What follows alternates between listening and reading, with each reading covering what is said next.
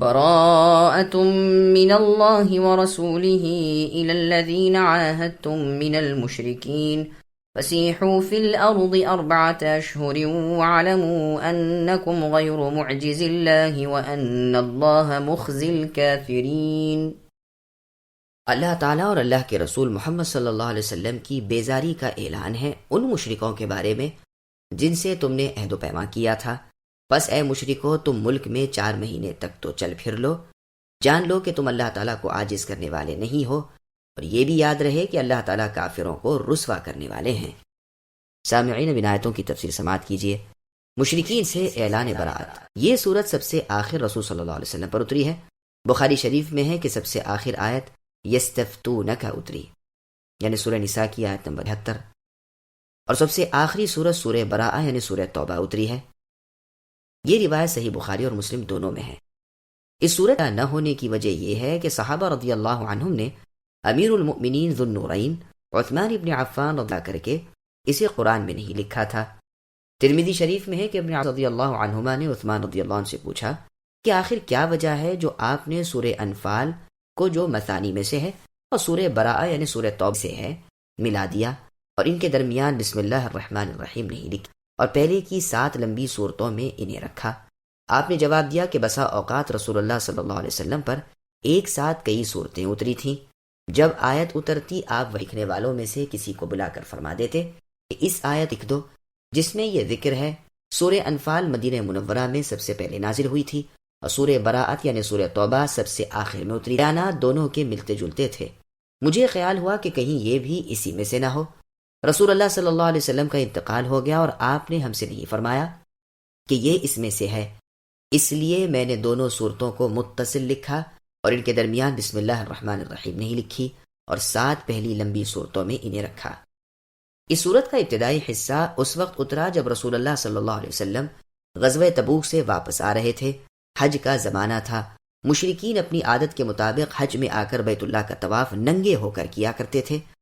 رسول اللہ ان میں خلا ملا ہونا ناپسند فرما کر ابو بکر صدیق رضی اللہ عنہ کو حج کا امام بنا کر اس سال مکہ مکرمہ روانہ فرمایا کہ مسلمانوں کو احکام حج سکھائیں اور مشرکوں میں اعلان کر دیں وہ آئندہ سال حج کو نہ آئیں، اور سورہ براءت کا بھی عام لوگوں میں اعلان کر دیں۔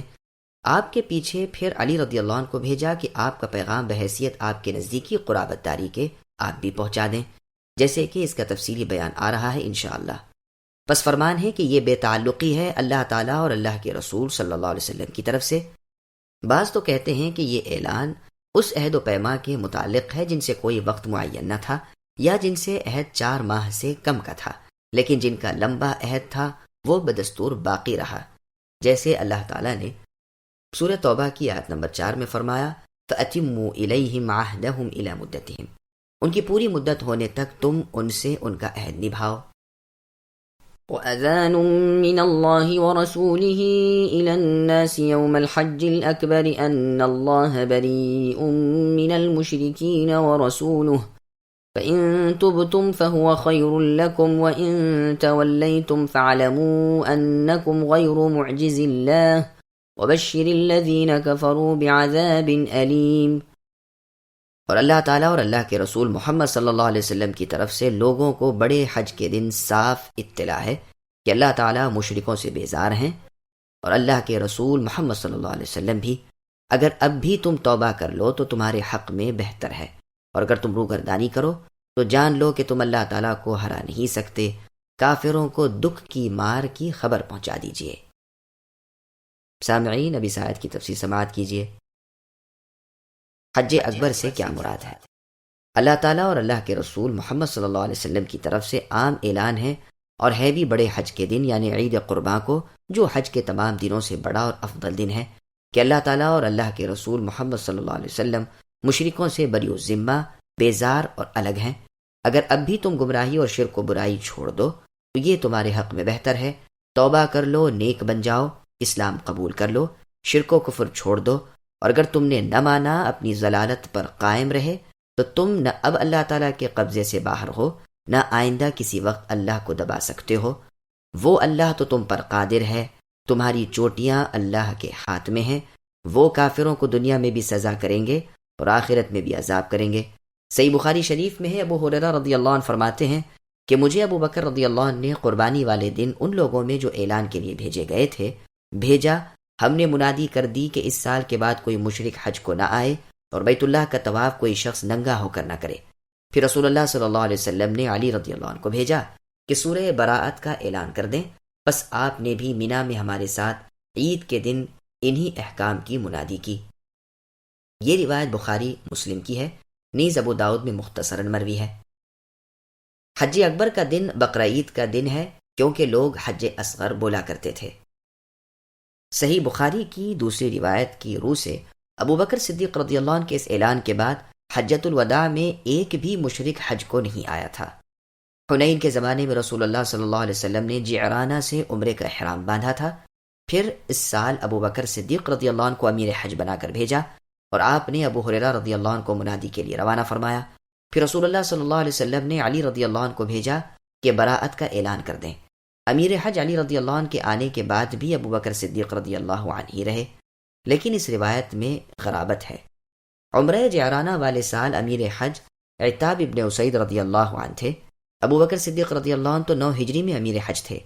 مسند کی روایت میں ہے، ابو ہریرہ رضی اللہ عنہ فرماتے ہیں اس سال علی رضی اللہ عنہ کے ساتھ میں تھا، ہم نے پکار کر منادی کر دی کہ جنت میں صرف ایماندار ہی جائیں گے، بیت اللہ کا طواف آئندہ سے کوئی شخص اوریانی یعنی ننگے پن کی حالت میں نہیں کر سکے گا۔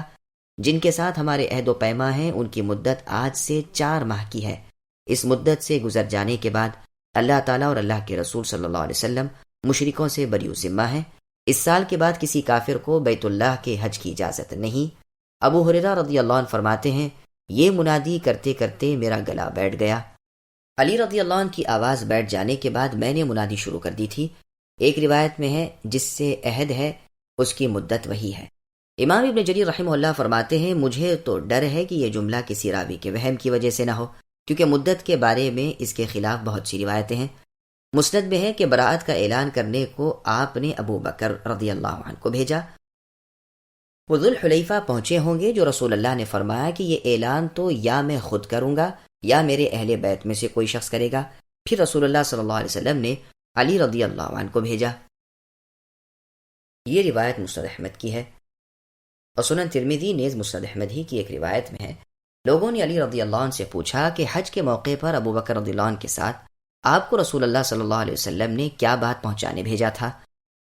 تو آپ رضی اللہ عنہ نے فرمایا میں 4 چیزوں کا اعلان کرنے کے لیے بھیجا گیا تھا۔ ایک یہ کہ کوئی ننگا بیت اللہ کا طواف آئندہ نہیں کرے گا۔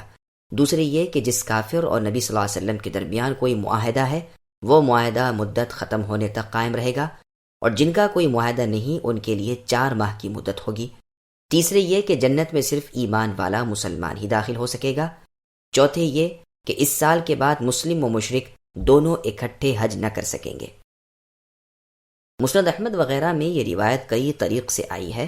اس میں لفظ یہ ہیں کہ جن سے معاہدہ ہے وہ جس مدت تک ہے اسی تک رہے گا، اور حدیث میں ہے کہ رسول اللہ سے لوگوں نے کہا کہ آپ حج میں ابو بکر صدیق کو بھیج چکے ہیں، کاش کہ یہ پیغام بھی انہیں پہنچا دیتے۔ رسول اللہ نے فرمایا اسے تو کوئی میرے گھر والا ہی پہنچائے گا۔ اس میں ہے کہ علی رضی اللہ عنہ رسول اللہ کی عضبہ نامی اونٹنی پر سوار ہو کر تشریف لے گئے تھے۔ انہیں راستے میں دیکھ کر ابو بکر صدیق رضی اللہ عنہ نے پوچھا کہ سردار ہو یا ماتحت؟ فرمایا نہیں میں تو ماتحت ہوں۔ وہاں جا کر آپ نے حج کا انتظام کیا، اور عید والے دن علی رضی اللہ عنہ نے لوگوں کو رسول اللہ کے یہ احکام پہنچائے۔ پھر یہ دونوں آپ صلی اللہ علیہ وسلم کے پاس آئے، پس مشرکین میں سے جن سے عام عہد تھا ان کے لیے تو 4 ماہ کی مدت ہو گئی، باقی جس سے جتنا عہد تھا وہ بدستور رہا۔ اور روایت میں ہے کہ ابو بکر رضی اللہ عنہ تو رسول اللہ نے امیر حج بنا کر بھیجا تھا، مجھے ان کے پاس 40 آیتیں سورہ براءت کے دے کر بھیجا تھا۔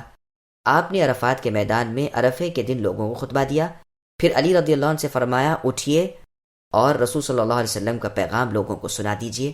بس علی رضی اللہ عنہ نے کھڑے ہو کر ان 40 آیتوں کی تلاوت فرمائی، پھر لوٹ کر مینا میں آ کر جمرے پر کنکریاں ماری، اونٹ نہر کیا، سر منڈوایا۔ پھر مجھے معلوم ہوا کہ سب حاجی اس خطبے کے وقت موجود نہ تھے، اس لیے میں نے ڈیوروں میں اور خیموں میں اور پڑاؤں میں جا کر منادی شروع کر دی۔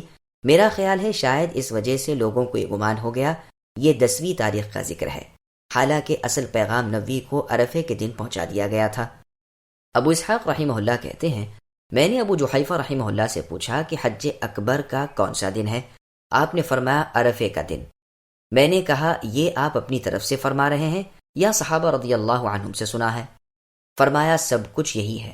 عطا رحمہ اللہ بھی یہی فرماتے ہیں، عمر رضی اللہ عنہ بھی یہی فرماتے ہیں، پس اس دن کوئی روزہ نہ رکھے۔ راوی کہتا ہے میں نے اپنے باپ کے بعد حج کیا، مدینہ پہنچا اور پوچھا کہ یہاں آج کل سب سے افضل کون ہے؟ لوگوں نے کہا سعید بن المسیب رحمہ اللہ ہیں۔ میں آپ کی خدمت میں حاضر ہوا اور کہا کہ میں نے مدینے والوں سے پوچھا کہ یہاں آج کل سب سے افضل کون ہے، تو انہوں نے آپ کا نام لیا، تو میں آپ کے پاس آیا ہوں۔ یہ فرمائیے کہ عرفے کے دن کے روزے کے بارے میں آپ کیا فرماتے ہیں؟ سعید بن مسیب رحمہ اللہ نے فرمایا لو، میں تمہیں اپنے سے 100 درجے بہتر شخص کو بتاؤں، وہ عمر رضی اللہ عنہ یا ابن عمر رضی اللہ عنہما ہے۔ وہ اس روزے سے منع فرماتے تھے اور اسی دن کو حج اکبر فرماتے تھے۔ اور بھی بہت سے بزرگوں نے یہی فرمایا ہے کہ حج اکبر سے مراد عرفے کا دن ہے۔ ایک مرسل حدیث میں بھی ہے کہ رسول اللہ نے اپنے عرفے کے خطبے میں فرمایا یہی حج اکبر کا دن ہے۔ یہ روایت بخاری نیز ابو داؤد ابن ماجہ میں ہے۔ دوسرا قول یہ ہے کہ اس سے مراد بقرعید کا دن ہے۔ علی رضی اللہ عنہ یہی فرماتے ہیں، ایک مرتبہ علی رضی اللہ عنہ بقرعید والے دن اپنے سفید خچر پر سوار جا رہے تھے، جو ایک شخص نے آ کر لگام تھام لی اور یہی پوچھا۔ آپ نے فرمایا حج اکبر کا دن آج ہی کا دن ہے، لگام چھوڑ دے۔ عبداللہ ابن ابی اوفا رضی اللہ عنہ کا قول بھی یہی ہے۔ مغیرہ بن شعبہ رضی اللہ عنہ نے اپنے عید کے خطبے میں فرمایا آج ہی کا دن یوم الاضحیٰ ہے، آج ہی کا دن یوم النحر ہے، آج ہی کا دن حج اکبر کا دن ہے۔ ابن عباس رضی اللہ عنہما سے بھی یہی مروی ہے، اور بھی بہت سے لوگ اسی طرف گئے ہیں کہ حج اکبر بقرعید کا دن ہے۔ امام ابن جریر رحمہ اللہ کا پسندیدہ قول بھی یہی ہے۔ صحیح بخاری کے حوالے سے پہلے حدیث گزر چکی ہے کہ ابو بکر رضی اللہ عنہ نے منادی کرنے والوں کو مینا میں عید کے دن بھیجا تھا۔ ابن جریر رحمہ اللہ کی تفسیر میں ہے کہ رسول اللہ حجۃ الوداع میں جمروں کے پاس 10ویں تاریخ ذی الحجہ کو ٹھہرے اور فرمایا یہی دن حج اکبر کا دن ہے۔ اور روایت میں ہے کہ رسول اللہ کی اونٹنی سرخ رنگ کی تھی۔ رسول اللہ نے لوگوں سے پوچھا کہ جانتے بھی ہو آج کیا دن ہے؟ لوگوں نے کہا قربانی کا دن ہے۔ رسول اللہ نے فرمایا سچ ہے، یہی دن حج اکبر کا ہے۔ اور روایت میں ہے کہ رسول اللہ اونٹنی پر سوار تھے، لوگ اس کی نکیل تھامے ہوئے تھے۔ رسول اللہ نے صحابہ رضی اللہ عنہم سے پوچھا کہ یہ کون سا دن ہے جانتے ہو؟ ہم اس خیال سے خاموش ہو گئے کہ شاید آپ اس کا کوئی اور ہی نام بتلائیں۔ رسول اللہ نے فرمایا کیا یہ حج اکبر کا دن نہیں؟ اور روایت میں ہے کہ لوگوں نے رسول اللہ صلی اللہ علیہ وسلم کے پاس سوال پر جواب دیا کہ یہ حج اکبر کا دن ہے۔ سعید بن المسیب رحمہ اللہ فرماتے ہیں کہ عید کے بعد کا دن ہے۔ مجاہد رحمہ اللہ کہتے ہیں حج کے سب دنوں کا یہی نام ہے۔ سفیان رحمہ اللہ بھی یہی کہتے ہیں کہ جیسے یوم جمل، یوم صفین ان لڑائیوں کے تمام دنوں کا نام ہے، ایسے ہی یہ بھی ہے۔ حسن بصری رحمہ اللہ سے جب یہ سوال ہوا تو آپ نے فرمایا تمہیں اس سے کیا حاصل؟ یہ تو اس سال تھا جس سال حج کے امیر ابو بکر صدیق رضی اللہ عنہ تھے۔ ابن سیرین رحمہ اللہ اسی سوال کے جواب میں فرماتے ہیں یہ وہ دن تھا جس میں رسول اللہ صلی اللہ علیہ وسلم کا اور عام لوگوں کا حج ہوا۔ إلا الذين عاهدتم من المشركين ثم لم ينقصوكم شيئا ولم يظاهروا عليكم أحدا فأتموا إليهم عهدهم إلى مدتهم إن الله يحب المتقين فإذا